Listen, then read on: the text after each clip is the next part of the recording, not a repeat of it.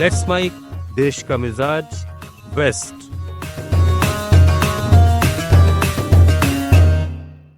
महाराष्ट्र के मुख्यमंत्री देवेंद्र फडणवीस ने आज मुंबई में शिवसेना यूबीटी नेता आदित्य ठाकरे पर वर्ली कार्यक्रम पर कटाक्ष करते हुए कहा कि मैं आदित्य ठाकरे को थोड़ा जानता हूं, इसलिए मुझे उनसे पप्पूगिरी की उम्मीद नहीं थी। उन्होंने भी राहुल गांधी की शैली अपनाई, बड़ी स्क्रीन लगाई और आगे पीछे टहलते रहे। उन्होंने जो कहा वह खोदा पहाड़ और निकला चूहा भी नहीं, यह राहुल गांधी के प्रदर्शन की नकल थी। आदित्य ठाकरे ने कल जो वर्ली में दिखाया और उसके बाद 1 नवंबर को मोर्चा ले जाने की तैयारी, इसको कैसे देखते? देखिए, मेरी अपेक्षा इतनी थी कि मैं आदित्य ठाकरे को थोड़ा बहुत जानता हूं, इसलिए मुझे अपेक्षा नहीं थी कि वो भी पप्पूगिरी करेंगे। उन्होंने भी राहुल गांधी जी की स्टाइल में बड़ी स्क्रीन लगाना, और फिर हमने देखा राहुल गांधी जी इधर से उधर चल रहे, उधर से इधर चल रहे, और जो बोला उसमें खोदा पहाड़ और निकला चूहा भी नहीं, ऐसा जो राहुल गांधी का प्रदर्शन था बस उसी का रेप्लिका यहाँ पर आदित्य ठाकरे इन्होंने किया है। महाराष्ट्र के उप मुख्यमंत्री एकनाथ शिंदे ने कहा है कि सभी चुनाव में महायुति जीतने वाली है। विपक्ष स्थगित सरकार है और हमारी सरकार प्रगति सरकार। हमने 2.5 से 3 सालों में जो काम किए हैं वे सभी जनता के सामने हैं। हम चुनाव की तैयारी कर रहे हैं और वे अपनी हार की तैयारी कर रहे हैं। अरे भैया, इनको अभी पता चल गया है कि उनकी हार है, उनका पराजय है।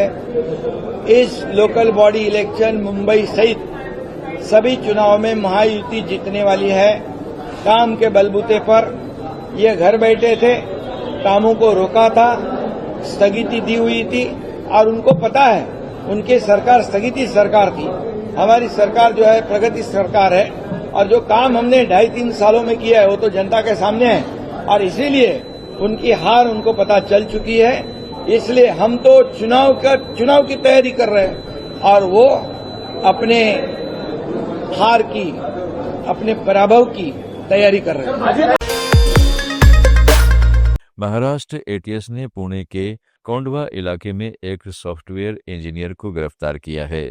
आरोपी पर पाकिस्तान स्थित प्रतिबंधित आतंकी संगठन अल-कायदा से जुड़ाव और युवाओं को कट्टरपंथी बनाने की आरोप है। गिरफ्तार व्यक्ति की पहचान जुबैर हंगार गेकर के रूप में की गई है। यह मूल रूप से सोलापुर का रहने वाला है और पुणे में अपनी पत्नी और 2 बच्चों के साथ रहता है। चुनाव आयोग की दिल्ली में हुई प्रेस कॉन्फ्रेंस के बाद देश भर में एसआईआर पर बहस तेज हो गई है।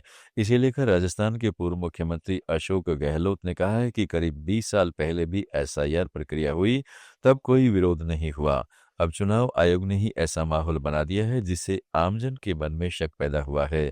एसआईआर से जनता के मन में मताधिकार छीने जाने की आशंका पनप गई है। ऑफ इंडिया ऐसे निर्णय करता जिससे कि लोगों को शक पैदा होता है, संदेह पैदा होता है।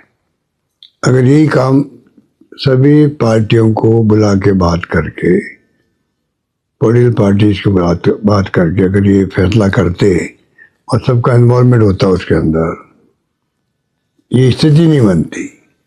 स्थिति बनती नहीं। कौन नहीं चाहेगा कि निष्पक्ष चुनाव हो, और चुनाव की लिस्टें वो निष्पक्ष हो, सब पार्टियां चाहेगी। पर एक तरफा जो फैसले कर रहे हैं, सुप्रीम कोर्ट में केस चल रहा है, सब जुडिस मामला है, तब भी आपने शुरू कर दिया 12 राज्यों में, और विपक्षी पार्टी का पूछ नहीं रहे हो, तो इसका मतलब आपकी मिली भगत खाली रूलिंग पार्टी के साथ में और किसी के साथ में नहीं है। ये नौबत क्यों आ रही है? आप सुन रहे थे let's mike more than radio. Follow कीजिए हमें हमारे सोशल मीडिया प्लेटफॉर्म्स पर। It's time for news. It's time for more than radio. Presenting the first radio news app, Let's Mic.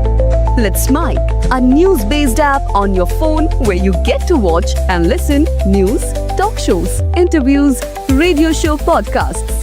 On Let's Mic, you get all relevant information of TV, print, radio, podcast, and digital. Let's Mic talks about every